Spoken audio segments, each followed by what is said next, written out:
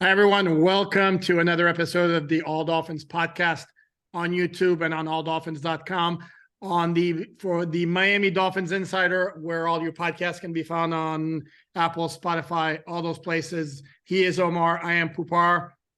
We're talking Miami Dolphins minicamp. Let's get to it. Omar, where do we begin? Let's begin with the quarterbacks because we know what the people came here for. Tua had an okay day. As I said in my observations of things that I'm looking for, the only things that stand out to me for Tua, who was the orange jersey player, which means he had the strongest practice from the final OTA day. What does that mean? Or maybe he had a great media day session and took phenomenal pictures. Who knows? It means girls just want to have fun. Sorry, go ahead. Boy, was that playlist. I used the word eccentric to describe it. You would agree that it was accurate? It was all over the place. You loved it, though. Don't lie. No, I wouldn't go as far as I love it. You guys have a misconception about, for example, the Journey song, Don't Stop Believing, would be like 27th on my list of Journey songs, which is a band I like. And some of the stuff I didn't care for, some of the stuff I like. Girls Just Want to Have Fun. By the way, full disclosure, that album from Cyndi Lauper is excellent. Girls Just Want to Have Fun. It's probably one of the weakest songs on that album. Anyway, we digress. I know people don't want to hear about the music. I do love Pass the Dutchie, though.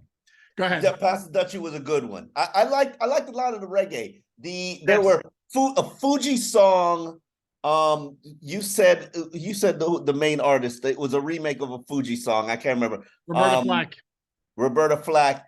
I never heard that version, and there were things that I'd never heard. They played a cameo song that I had never heard. So props for Tua for trying to broaden everybody's horizon. Absolutely. I would like to point out that no song he played, probably the Fuji song, might be the only song that was in his lifetime, that was created in his lifetime. Think about that. You're probably right, actually. Hour and 30-minute practice, you play only songs that were created before you were born. No, that's actually a very good point. That's a very good point. That shows you he's an old soul. He's an old soul, absolutely. No, but it's very eclectic all over. I love Somewhere Over the Rainbow, Polynesian style. Love that. Anyway, again, like I said, I'm pretty sure Dolphin fans don't necessarily care that much about the musical selection. So you were saying about Tua's practice. It was an okay day. It wasn't a bad day. There were opportunities that were missed, but let's put things in perspective here. No Tyreek Hill. Rarely any Jalen Waddle. There was a lot of tight end use, which is what you should expect in red zone day. It really gave me my first glimpses of what these tight ends have to offer. And no real offensive line. No Connor Williams, no Teron Armstead. Keon Smith was out there playing left tackle at times. It was, it was not the greatest. Not that there was great pass rushing, but I don't want to make excuses for him. It wasn't a good day, but it wasn't a bad day. Right. That's exactly how I would sum it up. There's nothing, and even if there would be fans on one end or the other who would say, yes, chill out, it's only June 6th today was. But having said that, though, there was nothing that really stood out. He had a couple of nice throws, and shockingly enough, those two best throws of the day were passes over the middle. That's his wheelhouse. Did you give that Durham Smythe pass? The Durham Smythe pass and the one to Jalen Waddle. Like, how does he not get defended on that play? Like, nobody picked him up. Like, for 15 yards, everybody looked at him on defense, was like, yeah, that's Durham Smythe. Like, nobody defended him. No, but the point I want to stress, again, Tua's wheelhouse, and it should be completely obvious by now, his wheelhouse is that throw down the middle. Whether it's a cross or whether it's a slant. It's a slant. But it's been his correct. That pass was why I was so adamant that the Dolphins have to draft Tua. He throws that pass better than anybody I've ever seen throw in terms of putting it right in the position for a receiver to catch it in stride. And he's been doing this since Alabama. I love that pass from him. So if you're going to give him the slant, off the RPO play, if you're going to give him the slant, he's going to take it all day long. It's 15, 15, 15, 15. Correct. It just adds up. Correct. No, correct. Which is what defenses eventually took away toward the end of last season, and what logic would tell you defenses are going to focus on taking away this year, because if they don't, guess what? Dolphins are going to feed again with that passing game, and Tua is just going to dart over the middle. He's not going to get tired of it, nor will the Dolphins. I know for a fact I'm going to set you up like this. And I think we both agreed that the most impressive of the three quarterbacks today, if we're going to pick one, was Skylar Thompson. He did throw the only interception of practice, but he also had a couple of really nice throws as well. And Mike, I want to say Mike White also had, was it Mike White or Skylar who had the nice completion to Freddie Swain near the sideline? Actually, I think it was Mike White. It was Mike White. Okay, that was a very pretty throw. Yes, that Skylar was the best quarterback. I wrote something for All Dolphins last week that do not exclude Skylar Thompson out of the number 2 battle. I can't look at both quarterbacks and say to you that Mike White has a superior arm or better grasp of the offense. I can tell you right now, for a fact, Skylar Thompson has a better grasp of the offense. Now, will that change in 3 months? It probably will, but I'm not sure I could ever tell you Mike White has a better arm than Skylar Thompson. And Skylar Thompson does not have a great arm. It's just borderline. But I look at Mike White's arm on a regular basis. Today wasn't so much because they were doing so much red zone work and shorter passes. But I look at that arm and I ask myself, is that an NFL arm? I can't help but ask that question. No comment from Poop. It is no, and it's a fair question. And see, to me, I'm going to repeat the same point I've made before. The fact that we're sitting in, it's June 6th. I know it's still early and a lot can happen, but the fact that we're still here and we're talking about that Mike White's not a slam dunk number 2 quarterback on this team is not good. I mean, you have a team that's set up to go places in 2023 with a roster that's got high-end players at a lot of different positions.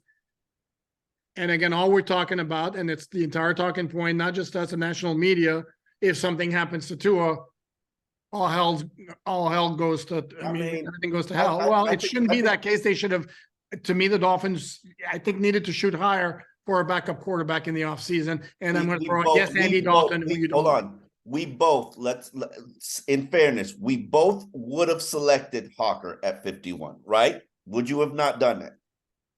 And then Hooker at 51? Yeah, but with the understanding he doesn't help you much this year, though. Okay, but we both would have done it, right? Oh, absolutely. Okay, I would have done it. You would have done it. Yes. And figured it out later. But saying that, who's to say, and I'm just playing devil's advocate here, who's to say if Mike White wasn't added and the Dolphins decide to re-sign Teddy Bridgewater, who's to say Skylar Thompson wouldn't be pushing Teddy Bridgewater right now? Because we're going to get into discussion again. We're going to get into the weeds again because Teddy Bridgewater is much better than Skylar Thompson, with all due respect. And Teddy Bridgewater, as I've said before, I'm going to say it again, actually performed very well in the limited opportunities he had last year. He just was not durable. And I can hear the rumblings from behind going, "You stupid, you don't know what you're talking about. The offense sucked." Well, Teddy Bridgewater still threw for 329 yards in less than 3 full quarters against Minnesota, had the Dolphins on the way back to a win until Jalen Waddle fumbled against the Minnesota Vikings. Teddy Bridgewater's passer rating before that regrettable pick 6 against New England was 113. Mind you, Tua led the NFL at 105.5. Bridgewater was at 113 before the pick 6. After the pick 6, it was 85, which still was better than Tua's December passer rating of 80. Teddy Bridgewater also did not start and finish one single game last year. So for anybody who's going to throw at me this idea of Bridgewater, that the offense fell apart, Bridgewater was that quarterback, I'm going to say phooey. He was not durable. That's why the Dolphins needed to move on. Phooey. I got to keep it PG. I can't think of anything else right now. But hogwash, balderdash, whatever you want. Never heard balderdash. Okay, it's a great board game, but we digress. So no, I'm not on board with you. Teddy Bridgewater actually was perfectly fine. He just could not stay healthy and stay in the lineup. That was a big issue. I don't know, because I was not physically covering the team. I don't know what did not translate with Skylar Thompson last year, because when I watched him in practice, when I was there in training camp, he was a player who was trending up to the point where I said, yeah, they're not re-signing Teddy Bridgewater next year. This is your number 2 quarterback. Obviously, he played like poo. No offense, poo. and played like poop in the season. Don't know really what happened. Maybe a lot of preparation, but well, here's two things that happened. Why did Eric Izuakama shine in the preseason? He didn't. Well, two things happened in the regular season, as you well know. Number one, game speed goes up like this, and then number two, defenses start throwing a whole lot of different looks and disguises at your quarterbacks, which they don't see in the preseason. And just go back to Ryan Leaf's first preseason when he was tearing it up, and the second the regular season started, his head was swimming and he was a complete disaster. So that's what happened to Skylar Thompson. I think that there's more on the plate than what he showed last year, in my opinion. And I'm curious to see how this thing, if you would ask me right now, position battles on this team, I'm putting number 2 quarterback at number 1. In terms of what? In terms of that's the biggest battle? In terms of I don't know. Yeah, what's bigger? What's a bigger battle? Well, we still don't know the safety position opposite Javon Holland because we don't even have a safety right now opposite Javon Holland. So how could it be a battle? Well, because they're going to be Deshaun Elliott, it's going to be Brandon Jones. That's one of them. Your left guard position, who's going to wind up playing at left guard? Okay, I'd put QB number 2. Safety, I mean, we all know it should be Brandon Jones if he's healthy. If he's not healthy, we have no idea who. We're sure about that? I'm not convinced about that. I think there's a reason they signed Deshaun Elliott, who had some good moments. Let's not, as you like to say, let's not pretend that Brandon Jones has shined in coverage during his NFL career. He's a tremendous blitzer. He's a very good tackler, but the coverage is meh. Okay, so, you're making a very valid point there. So maybe I'll put QB number 3. No, actually, number 3 receiver is probably number 3. So QB is number 4.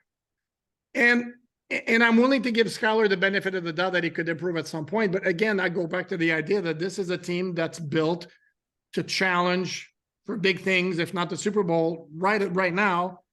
Season done till he gets hurt. Well, that should not be the case. And to me, that should not be the case. I mean, point blank, period. You lose the lead quarterback, season's done. And I think Tua is going to be elite this year. You losing the lead quarterback, season's done. I mean, I go sign Teddy Bridgewater tomorrow. I lose Tua. That's a luxury I have right. I would be on board with that. By the way, the Eagles lost Carson Wentz in December or November of 2017 when he was on his way to an MVP season, and they won the Super Bowl. It should not be something like. In fairness to what you just said, and you made a very strong, valid point. Remember in 2017 when we went up there for joint practice against the Eagles, and I believe you were there. We watched Carson Wentz and Nick Foles, and both of them look like elite quarterbacks. I was like, that set the bar for, in training. I don't remember Nick Foles. I don't remember Nick Foles. I vividly remember that and saying to myself, like, how does their number 2 quarterback at this time, Nick Foles, I thought he was trash from what he did for some other team. And I was like, no, I wasn't a big fan of him at Arizona State. And I was like, how did they have 2 quarterbacks that look better than Ryan Tannehill? No, it was it wasn't Ryan Tannehill, but yeah, that was what I was thinking. It was the Jay Cutler back. It was Jay Cutler back then. But yeah, they had 2 quarterbacks. They carved Miami's defense up that year. Just carved them up on a daily basis. But I digress. Because to me, I remember, and again, I'll make it quick so we can move on to 2023 Dolphins. That I remember from those joint practices is the 2 lines of scrimmage were completely dominated by the Eagles. More so than the quarterback play. So anyway, I just hate this idea of like Tua goes down, Dolphins are done. I'm sorry, but that should not be the case, and that speaks to poor roster management. Since, I'm sorry, no, I think that's the case. Yes, you brought up the exception, but I think that's the case for most teams. They lose their top level quarterback. I won't call him elite because I know you'll catch me with that. They lose their top level quarterback. Season's done. Season's over. I would struggle to name you a team that they lose their starting quarterback and you're not looking at a sub 500 team. Saints right now. Carolina right now. The Saints have Derek Carr and they have Jameis Winston. I don't think the Saints lose their starting quarterback and they automatically they're done. I don't like that the gap between starter and backup is that big. Anyway, we digress again because this has nothing to do with minicamp today. Let's go back. Dude, I know you're a big Robbie Chosen fan, but I mean, he is very, very, very impressive. Every practice he's been out, dude gets open, catches everything inside. What like I've been saying this to people like, oh, you're crazy. You people, you don't know football. It's like, oh, Robbie Chosen's like got 87 starts. He's like 7,000 yards. Like the guy is an accomplished NFL receiver with a very skinny body. Still got the speed. Like, he's your second most accomplished receiver on your roster. Like, just because he's signing for a minimum salary because he wants to play for his hometown team does not mean that he's still not a dangerous weapon. How many times has Robbie Anderson torched the Dolphins? Think about that. No, I agree. Well, the reason why a lot of people were like down on the signing or were poo-pooing the signing, no pun intended, no offense to myself, is that he didn't have a good year last year, but then he was playing in Arizona, which had all sorts of issues all over the place. But he's been really good, and with him and Braxton Berrios, played for two teams that had all kind of issues and two trash quarterbacks. Let's, I'm gonna, like, I've had the conversation with Robbie Anderson about, like, bro, you played with some really trash quarterbacks. Like, and you've done pretty well. Like, stack up and name the quarterbacks that he's played. He's not gonna say it. He's not gonna disrespect those guys. Very good point. He's not gonna call them out. But Teddy Bridgewater is the best quarterback he's played with. Think about that. Teddy Bridgewater is the best quarterback that he's played with, and that's when he had his best season in the NFL. There you go. Okay. No, like I said, no, you don't have to convince me. I'm on board with it. Now you just imagine this offense. I'm Mike McDaniels. I'm in the kitchen cooking here, and I have Robbie Anderson out on the boundary to the right of my. I put him to the left of my quarterback because I want it left. I have Tyreek Hill. In the slot, run in motion. I don't know where he's going to stop or what route he's going to do because he's going to run a route adjust. He's going to run a receiver option route, which he normally does about 60% of the game. And then I've got Jalen Waddle running a slant. So I'm like, bro, I got money to the left if you give me one-on-one coverage. I got a slot receiver that nobody in the NFL can even cover. You got to double him. And then I got hell, make Tyreek run an option, make Jalen Waddle run an option route. Take the slant or take the out. I don't know if Tua can throw the out, but maybe I flip it. Whoa, what? How dare you? Sorry, go ahead. It's 50-50. I'm not even gonna lie. It depends. That foot's got to be hit just at the right spot to get to that out. But yeah, it's like it's money. It's money. Imagine a pass catching back in the backfield who can shake a linebacker and get you a first down, which they have catching a wheel route. Like, you can't stop that. Like, no, and this is where you gotta protect it, but you can't stop it. But this is what brings us to our second point. Moving again, related to today's mini camp, is one of the guys who was very good was Tyler Croft, the new tight end that they just signed. Mm-hmm. I think if we're going to be honest, we're not taking shots at anybody when we say that this tight end group is rather underwhelming when it comes to pass catching options. But does this offense really need a great? This offense doesn't need Travis Kelce or George Kittle or Darren Waller. They need a block. They need a guy who can block, and then correct. When nobody is defending them, run downfield like Durham Smythe did today. He's like, yeah.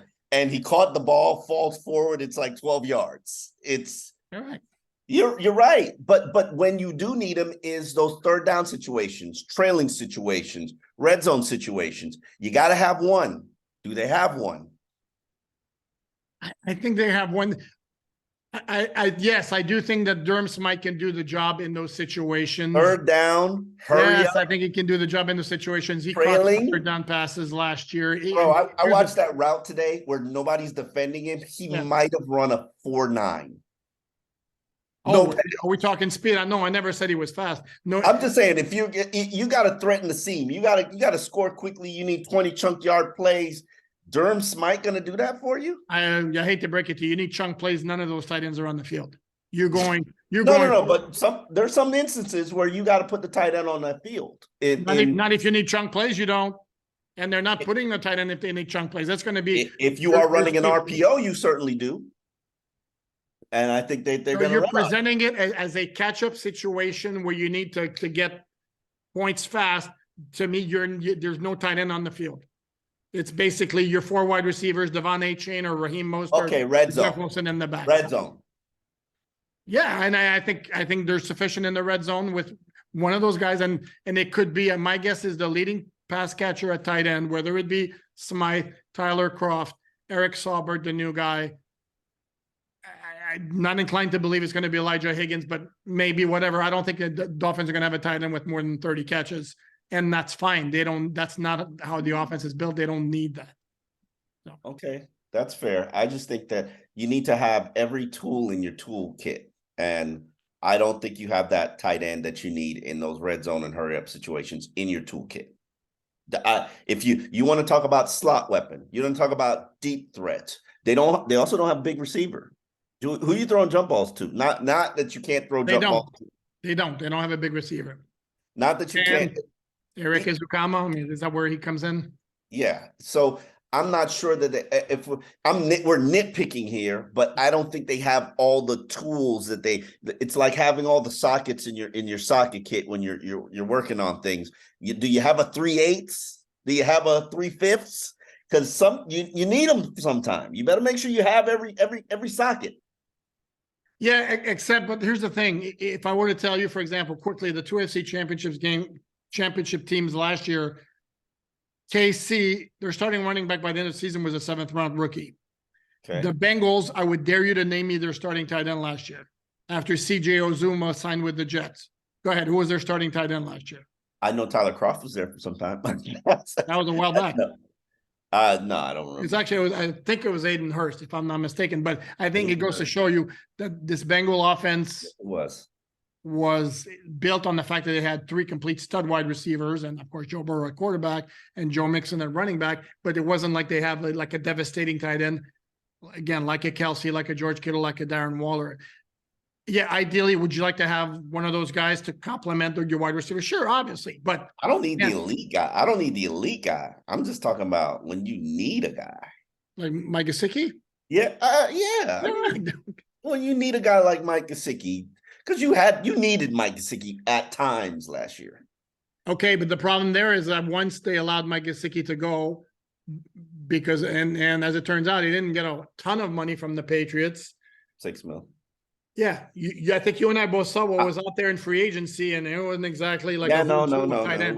It wasn't impressive, and which is why everything can wait. We can wait for. There are things that I could look at and say, okay, I don't have them in my shopping cart now, but that doesn't mean that they're not going to be in my shopping cart when teams cut the waiver wire, cut their roster, and their guys on the waiver wire. They're like, or I could trade for. I have a Noah Igbenogany or a Nobody's trading for Noah. Come on. Hey man, somebody might give you their backup center for Noah. Don't play. Think about it. You trade one bad contract for Noah. You can trade a bad contract for Noah. Are you leaning into a Connor Williams discussion here when you said somebody might trade you a backup center? Let's go for it. Connor Williams was not at the mandatory minicamp. It was not an excused absence, according to head coach Mike McDaniel, who also said that they had been in constant communication. Maybe that communication was, Coach, I'm not going to be there at the mandatory minicamp. That's technically being in constant communication. I don't know that anybody's officially said it, but I think we pretty much all understand or agree or would assume that it's related to the fact that he wants a new contract. Yep. How bothered are you by the fact that he wasn't there? I'm proud of him. I think that this is the time that you make those business moves. This is the time you twist the screws and you twist an arm.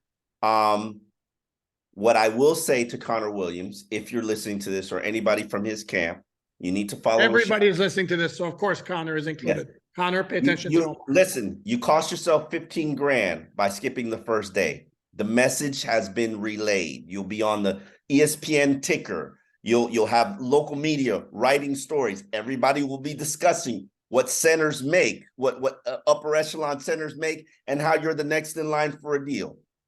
Don't cost yourself. Don't skip any more practice. Show up, attend, do nothing, follow the Zach Sealer lead, and save yourself $77,000. $77,000 is putting one child through college. Don't miss training camp. You know, $77,000 could buy you an investment property. Don't miss training camp. Your message is already relayed. Like, we got it. We're writing about it. Save yourself the money, show up, do nothing. Or if you'd like, show up, practice, then come talk to us.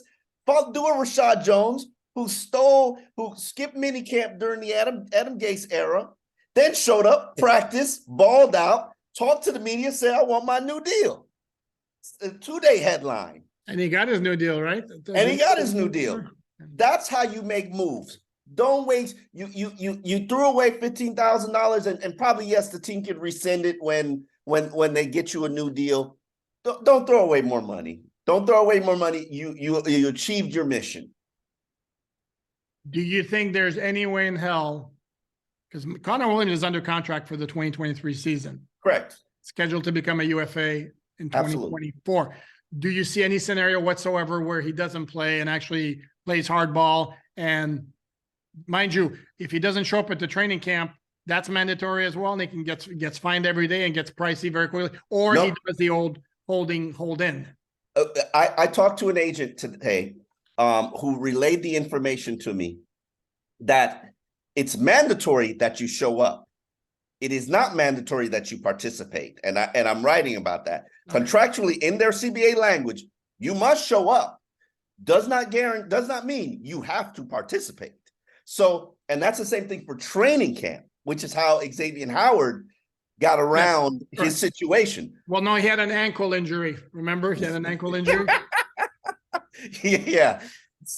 Bro, show up, do nothing, but show up and save yourself the money. But yes, holdouts are a thing of the past. The last CBA deal absolutely abolished holdouts because you'll be playing for free by the time you're entering your, not Connor Williams, he makes a lot of money, but let's say it is, I forgot what the fine is, but it is a ridiculous amount of money. It's like $50,000 a day for a training camp holdout. Like, bro, by the time you're in week 2, you be playing for free. So don't do that. Do the smart thing. I'd say he should show up day 2. Don't practice, but just come over and chit chat with the media. They're not going to stop you. That'd be very cool, actually. Get some nice one-on-one. Let them do a round of one-on-one interviews. Yeah, they're not going to. Is Ann going to stop you from talking to the media when you want to talk to the media? Like, bro, you make your case, and here's the thing: he's the 8th highest paid center right now in the NFL, which is not bad. Now, obviously, everybody's always going to be pushing to be in the top 5. Well, the top 5 make $10.5 million a year. Now, and I'm not talking about fake money. I'm talking about what actually hits their paychecks. $10.5 million a year. I think that's reasonable. That's fair. And what I'm writing for All Dolphins. AllDolphins.com. AllDolphins.com.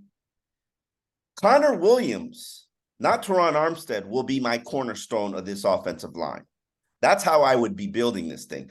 Teron Armstead, I'm sorry, and say whatever you want, but he's an injury risk every year and going to be for the rest of his career. He's also like 33 or 34. So yeah, I'm building this offensive line around Connor Williams. That's what I know you would say, Robert Hunt. And listen, I like Robert Hunt. He's a good player. He's not Connor Williams, in my opinion. You say he's better. I say, he's not. But I'm right and you're wrong, but that's okay. All right. I have no issue. Here's the thing also, something that could happen, and it happened with X, I believe, is they could make some sort of, like, I'm trying to remember, it was like some sort of a promise to relook at the contract, but it's actually a different situation now that I think about it. I'm going to argue against myself because because X wanted to renegotiate an existing contract that had a long way to go, whereas Williams' contract is ending. But there could be one of those where, and those contracts are fake anyway. X's money's up after the season, so X balls out. He's gonna be right back at the table doing his pay me dance, which he should. or the flip side is if he has a bad year or his play, Yes, exactly. it's going to be like, bye, well, sorry, X. So it works both ways. No, I'm of the eventually it's going to get worked out. Those things gets worked out. So for the record, Connor Williams was the only guy he was one of, I believe it was 4 guys who were not spotted at practice by the media as we took attendance.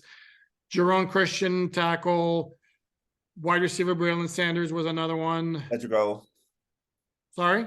Cedric was another one. And I think those were the only ones. There are a couple of guys who were there, did not practice. Brandon Jones, obviously, Nick Needham, Teron Armstead, Jalen Phillips, Zach Sealer. A lot of those guys Zach Sealer as well. As the team was practicing. The team was doing 11 on 11 because they can't resist seeing it. They want to see it. And again, it needs to be mentioned, David Long Jr.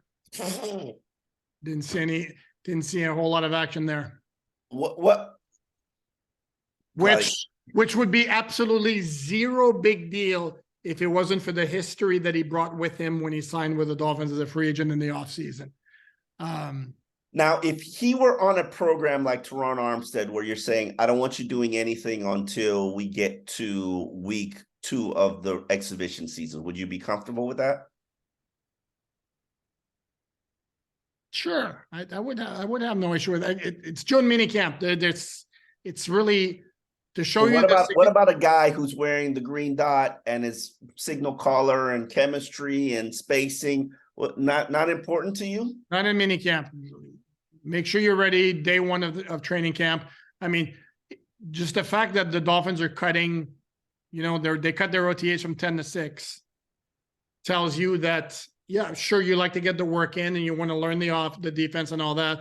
But if it was really that significant or that crucial that guys be there and be participating, be in the middle of it, you think the Dolphins would have cut their OTAs? No, they would have taken advantage of the full 10 that they could have had. Instead, they're doing 6. So no, I don't have a problem. It would be nice, of course, not that it, sadly, in this day and age, and it's not just the Dolphins, a ton of teams wouldn't tell you. It'd be nice if we were to ask and McDaniel would say, yes, he's on the plan. And the plan is he's not going to do anything in the spring and we'll get him going. Well, let's ask tomorrow because we certainly haven't asked. I haven't asked. I haven't. Every practice I've been at, I've only seen him do. I don't think I've even seen him do positional drills. So I'm not sure I've seen him either. I've seen him do a rehab assignment. So that's uncomfortable. And also rehabbing is Channing Tindall, who's a young player that we hoped would make drastic steps in the right direction. Tindall actually talked to me and Hal, and basically said that he likes this defense a lot better than the last one. And he feels he's a better skill set for him because it gives him a little bit more freedom. And how will that translate to the field? We don't know because we really haven't seen him on the field. He's nursing probably a strain of some sort. And healthy. The hope is that maybe he will contribute and take a step up in terms of contribution and level of performance, but we don't know. We haven't seen it. No, that's true. Okay. But I'm uncomfortable with Andrew Van Ginkel as the nickel inside linebacker. I'll just put that out there. It's not very nice. I mean, no. It's too early for me to make that determination. I hear where you're coming from because his entire history from in the NFL and in college was as an edge guy. He actually even defensive end at times. I'm not saying that he can't do it. We just don't know. I'm just, if that's my plan A, plan B after Duke Riley, if that's my plan B, yeah, to quote Joe Fibben, I'm a little queasy. Well, I think he's the 4th option if we're looking at inside linebackers. Baker, Long, Duke Riley, then Van Ginkel. Okay, for now. And then we'll see. I I like Van Ginkel. I kind of get the feeling he's going to find a way to make a contribution in some way, shape, or form. Listen, the one thing you could say about Van Ginkel from a positive standpoint is he's always around the ball. He's always there. The ball finds him. Maybe he finds the ball. So who knows? Maybe he is the answer. Hell, maybe we don't know. Yeah. Anything else? Because I think that's all that kind of stood out to me here. Let me think of anything else. The punter battle. Oh yeah, punter battle. Watched them first thing today. Matt Turk's got a leg, but he's got no hang. Michael Turk. Matt was his uncle. Turk, yes, got a leg, no hang time, and that was a little bit like, ooh, didn't notice that, didn't know that. So it gets there, it gets 50 yards, but it gets there really quickly, which isn't ideal for a coverage unit. No, and the thing I can every time I look at Michael Turk, it's like, that dude's built like a fridge. I mean, Jesus, man, he is like square. I saw like a couple of punts, maybe two from Jake Bailey, and both of them were like outstanding. Yes. Distance, hang time to evaluate punts. And he had one that was like, it was a pooch punt drill, and it had the nice spin, very, very high. Fair caught at like the 9-yard line, and by that time the gunner was like right in the face of the returner, so there's going to be no return. So no, he looked good. We also saw Jason Sanders take some field goals. The only thing I can say, because of the angle we had and there were no referees to signal good or bad, is even if as I leaned to the side, I still couldn't make out whether he made him. I can tell you that he had his longest one was from 57 yards out, was plenty long enough. Think it was good, but I couldn't tell you for sure. Yeah. And I also don't know why there's not a second kicker in camp for competition. I understand it's minicamp and he's only kicked like maybe 4 or 5 field goals and there's 2 days left, but you're gonna get the guy from a team that got cut. You're gonna claim somebody. So if that's what route you want to go, but his contract's guaranteed. So it's $3 million, and he's coming off a bad year. Oh, just $3 million? Well, he's coming off a bad year, and if you study him in training camp and you see signs that something's not right, sure, it's not that difficult. There's going to be plenty of kickers available on the market because that's the nature of the position. There's only 32 of them. But it's also, what's the harm in bringing some undrafted college kicker who maybe has something, who knows? I don't know. Well, giving them a vote of confidence, and this organization, they like to do that. Look at Andrew Van Ginkel, look at Austin Jackson and Liam Eichenberg. Even though they know, they give them a vote of confidence. Okay. And the other point to it, I go back to the same thing as kicker. I mean, literally, I don't know if they've done much kicking in the OTAs that we did not attend. But from what we saw, we've seen 5 kicks from Jason Sanders, so there's no need to have 2 kickers at this particular time. Anyway, I think that's all I got. You got anything else before we say goodbye for now? Nope, that's about it. Okay. Dr. Williams, show up for work tomorrow. Okay, well, we'll be right back here to end the suspense of whether he showed up. Although I'm sure he'll be out pretty quickly if he does indeed show up. So anyway, he is Omar. I am Poupart. This was the minicamp practice 1 discussion. Let's do this again tomorrow at the same time, shall we? Shall we? We shall. Okay, sounds good. Take care.